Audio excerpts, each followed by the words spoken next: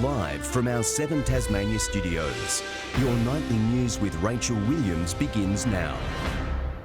Good evening, everyone. A harrowing close call between a car and a train has been captured on camera, revealing an issue that's all too common for Tasmanian train drivers.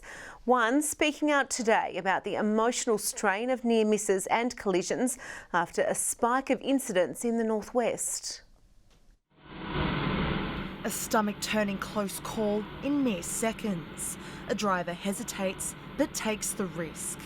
This Burnie train driver has witnessed many terrifying incidents like this in his 22 years behind the controls.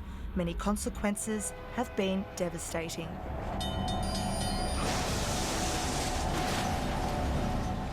I've had countless crashes and several pedestrians. I've actually hit pedestrians skin and bone at 40 k's an hour with 1,000 tonne. Reports of near misses have risen by 18% this past year in the northwest of Tasmania. Tasrail today urging everyone to stay vigilant for Rail Safety Week. Pay attention, don't push your luck, look out for trains, obey the signals and the signs, never enter a railway corridor without authorisation. Stay safe. So I'm pleading with motorists out there that they must stop. It's not a thing like stop dead, because if you don't stop, then possibly you will be dead. The emotional burden can lay heavy on many local drivers. We, as train drivers, go home often quite distraught and distressed. We have to deal with the aftermath, and we also have to come to work the next day and drive the same piece of track and go through the same level crossings. And Tasmania Police is reminding the community to take action. So if you see a motorist who's not obeying the crossing signs, or who has gone or engaged in unsafe practices around the railway crossings, we'd ask you to please report it so that we can investigate the matter and take the appropriate action. Ruby Kamain, 7 Tasmania News. Police have charged a West Moona woman over an alleged glassing at Bellerive over the weekend. The incident happened at the Waterfront Hotel on Saturday night. Police say a 34-year-old woman received lacerations to her face from a woman known to her.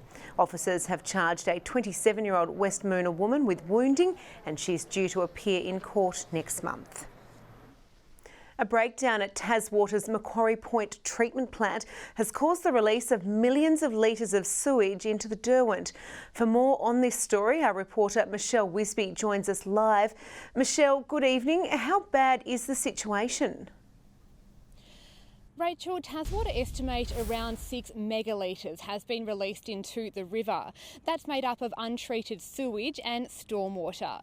That leak just off here at Macquarie Point was enough to fill 2.5 Olympic-sized swimming pools. Now, authorities say the incident was triggered by an internal power failure at the plant yesterday that lasted for about 8 hours. Taswater says normal rate operations have been restored, but it has launched an investigation. Look, it's not ideal, but our situation from here is to try and work out what we can do to prevent these situations arising into the future. So we do a detailed investigation, and we'll get to the bottom of these factors. The Environment Protection Authority says it's ordered Taswater to sample contamination levels around Macquarie Point and Sullivan's Cove. Rachel, those results are expected back later this week. Then we'll have a better idea of the full impact of this breakdown. OK, thank you very much for that update, Michelle. The ink is now drying on a 12-month pay deal between nurses and the state government, with both sides vowing to keep their seats at the negotiation table. There are still concerns about workloads, but unions say the ceasefire is a good step forward. Barely a month has gone by without a protest from Tasmania's nurses, but now the banners and megaphones have been packed away. So today the ANMF have signed the 12-month negotiated agreement for public sector nurses and midwives. So what's in the deal? There's a pay bump of 2.35% backdated to December, a lump sum payment and sign-on bonus for those earning under $80,000, and new conditions for easier access to permanent positions. The deal doesn't address workload issues, a major flashpoint for staff. The workloads are heavy. There's doubles happening all the time. People are calling in sick, they're burning out. It's that vicious cycle of overworking staff and then burnout and then overtime and then they're sick. The armistice announced last month was a quick victory for new Health Minister Sarah Courtenay and saw other public sector unions take up the offer. Labor says the health headache is far from fixed. On Saturday night, the Bridgewater ambulance station was not covered. There was no crew stationed here because they couldn't fill the roster, which means the community was without a local ambulance station offering a service. It's also claiming the Southern Midlands and Derwent Valley had no local ambulances, while new Norfolk paramedics were sent as far as Margate. Ambulance Tasmania says the closest crews are dispatched to emergencies. The state government has also announced plans to recruit 42 paramedics in rural areas. Sean McComish, 7 Tasmania News. An investigation into a deadly stretch of the Midland Highway is yet to recommend any changes, despite 2 fatalities at high-speed intersections. As roadworks continue on other stretches of the highway, authorities are launching a safety campaign for drivers to slow down. Road safety advocates pleading with drivers to slow down at roadworks, launching this confronting new campaign today. Sadly, there are too many Tasmanians who are putting saving time ahead of saving lives. In recent years, 2 road workers have been killed on the state's roads and 7 injured. We have reports almost daily of issues and incidents in the field. To see them upset with a near miss or to have people speed through their work sites and create a hazard. But the launch comes as an investigation into a notorious stretch of the Midland Highway still has no time frame. This year, 2 crashes claimed lives at Kempton and Melton Mowbray. The government now examining the area's infrastructure and speed limit. We're always prepared to listen and learn, and we've got experts looking right now at whether or not each of those intersections are as good as they can be. We need to be assessing any upgrades and ensuring that they are actually meeting the objectives that we're setting out to achieve. So certainly some areas of that highway need to be reviewed. The government's been very slow in its progress of a review at the Melton Mowbray turnoff, where we've seen, unfortunately, 2 fatalities and very sad cases where the community has rightly argued that the government needs to do more. The minister saying so far he's received no formal advice to make any change. Michelle Wisby, 7 Tasmania News. Hundreds of bottles of wine are being lined up at the Royal Hobart Wine Show in a big week of taste testing. Judges are trying to pick out the best of the bunch across 16 categories of wine, including emerging varieties. With over 1,300 bottles of wine to taste this week, these judges are hard at work sampling a variety of different drops from across the country. It's a really thoughtful process, and it's also a way where we see the evolution of trends and fashions in wine as well. While entries overall have decreased, organisers are seeing an increase in some categories, in line with the latest trends. For example, rosés have really been accelerating in number and quality over the last 4 or 5 years. With so many glasses to try, judges are limited to testing just over 100 wines per day. And that way the judges can really concentrate and focus on the wines. But it is a daunting task to get through that, and I think that's what would surprise people, the number of actual wines. While judging a wine show may sound like fun, a lot of training is required to be trusted with the task. It's something you acquire by training. Every day you taste a wine, not as many as 50 wine in 2 hours. You try and give each wine the focus and attention it deserves, because it's really important, particularly for the exhibitors, to get the right score. Judging continues this week, with winners announced Friday and Saturday. Ebony Ablett, 7 Tasmania News. Well, it's showtime for more than 80 Tasmanian students who are bringing the family favourite tale of Tarzan to life. The group has been rehearsing for months and say they're excited to take centre stage tonight. It's colourful, creative and full of cheer.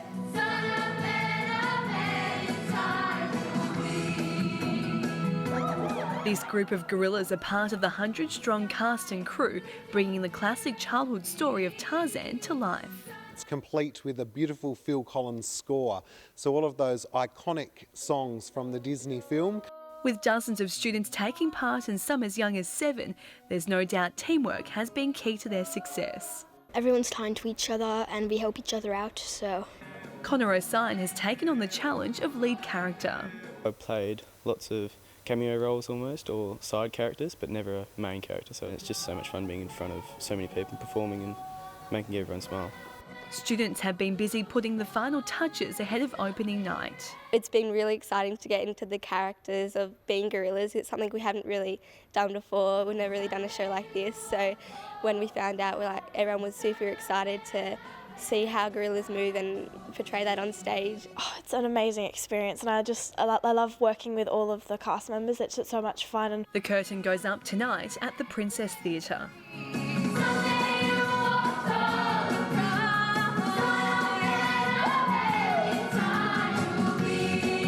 Letitia Wallace, 7 Tasmania News.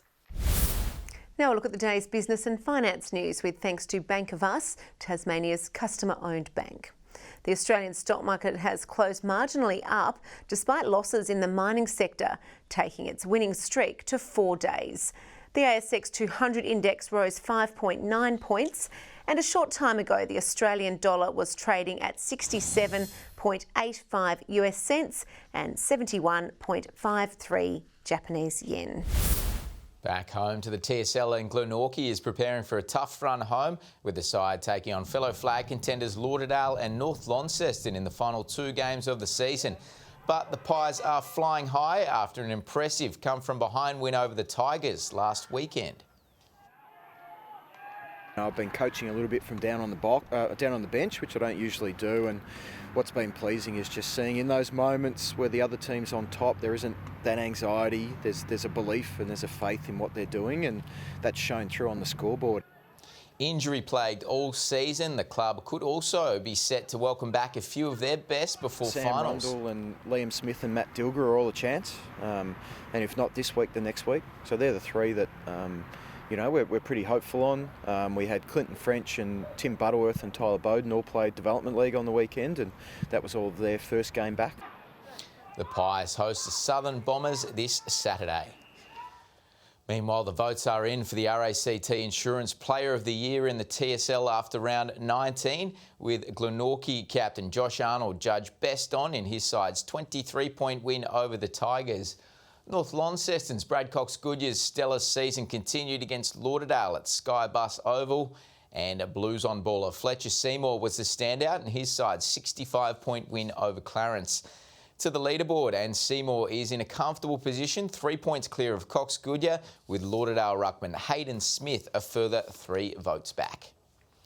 To basketball, and former Southern Huskies coach Anthony Stewart has opened up about the extent of the club's failures, which saw it sensationally fold after just a year in existence. Stewart is now weighing up his future, with several mainland and international clubs showing interest. On the surface, the Huskies may have appeared as healthy as any other club, but behind the scenes, the franchise was a house of cards waiting to crumble. We understood there'd be some teething problems, but probably not to the extent that we had to go through. In particular, towards the back end, we were highly concerned as coaches and players where we're heading.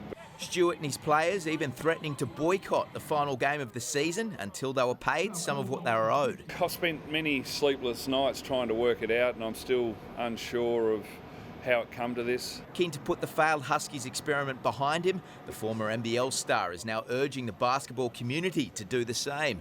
Confident Larry Kesselman's vision of a Tasmanian team in the National League will come to fruition. Larry's certainly not someone that's going to come in and deal with nonsense, so to have someone of his profile and what he's been able to do with the NBL and the league, we've just got to make sure that we support that from the blitz right through and put Tasmania back on the map. And while it's no secret he has ambitions to eventually coach a Tasmanian NBL side, for now it's unlikely he'll return to the helm of the Hobart Chargers if the side is successful in gaining an NBL 1 licence, with the Siebel Championship winning coach ready for a new challenge outside of his home state. Either nationally or internationally to make my next move. Just want probably what's best for me to develop my game, to try and give myself the best opportunity to coach at the highest level I can. Good evening. Launceston was the state's warmest today with a high of 16, 15 at Devonport, Burnie a top of 14 and Hobart 13. Other centres today a high of 17 at St Helens, 13 across Smithton and Lowhead, a top of 12 at Flinders Island and 16 at Friendly Beaches. On the close-up, cloud will be over most of the state, becoming less frequent in the north and east. Further out, areas of low cloud over Victoria and Tasmania. The rest of the country is largely cloud-free. Tomorrow, the high is moving over South Australia and Victoria, extending a ridge towards the west of Tasmania. Southwesterly winds tomorrow 15 to 25 knots, swells up to 3 metres in the west and south and below 1 metre in the north. A strong wind warning is current for eastern coastal waters from St Helens Point to South East Cape, and a small craft wind alert is also current for the Central Plateau Lakes. Tomorrow's forecast now: Hobart a cloudy 15, 11 at Adventure Bay, Tarraleah a shower or 2. In the north, looking partly cloudy across Launceston and Bridport, Devonport 15. Partly cloudy at Burnie tomorrow, Strawn and Marramore a high of 12. Whitemark 13, partly cloudy and 16 across St Helens and Swansea. Looking ahead to the 3-day forecast: Wednesday, showers about the west, developing about the north during the day, fine elsewhere. Thursday, showers about the north and west, extending throughout the evening. And finally, Friday, showers contracting to the west, far south and far northeast late morning. Capital cities: 14 across Adelaide, Melbourne and Canberra tomorrow, looking sunny in Sydney and showers and 20 in Perth. And on to current temperatures: Hobart 11, partly cloudy, Launceston mostly clear and Devonport 11, mostly cloudy. That is all in weather tonight. Back to you, Rach. Wonderful. Thank you for that, Jackie. Well, that's all your news for now. I'll be back a little later with updates. Thanks for joining us. Good night.